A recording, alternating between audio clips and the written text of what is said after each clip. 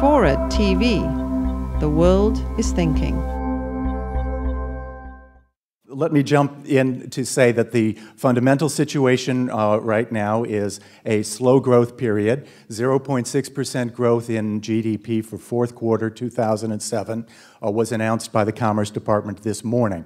And the definition of recession is 2 quarters of negative GDP, so we are in slow growth, not in recession. The origin of this problem is quite clearly the drop in housing values. And I want to distinguish that from the subprime crisis. They're both important, but the real focus should be on the fact that housing values ran up. We had a bubble. And that bubble affected consumption behavior, and now the bubble has popped. Here's some statistics on that.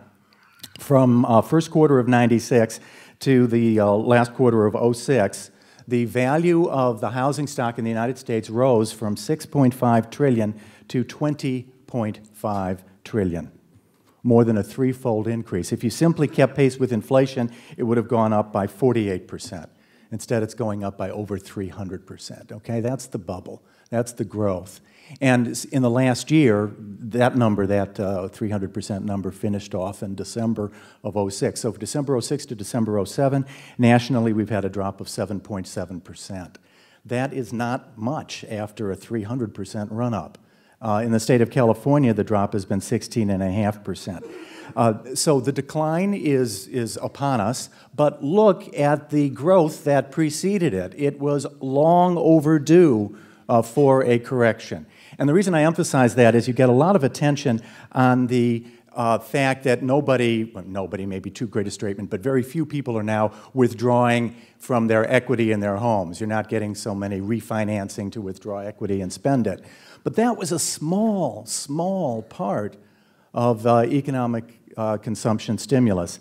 The Federal Reserve Board study, actually authored by former Chairman Alan Greenspan, gave the following estimate that from '91 to 2005, the equity extraction, the so-called mortgage equity withdrawal effect, was an average of 1% of personal consumption, just 1%.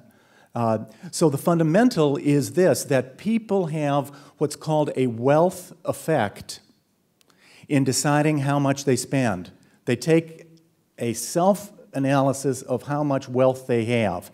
And in America, we save by our houses. That's where we put most of our savings. And so with this 300% run-up, we had a concomitant increase in consumption. It's now flattening out, declining a little bit, nationally 7.7% in the last year. That is the effect that needs our attention.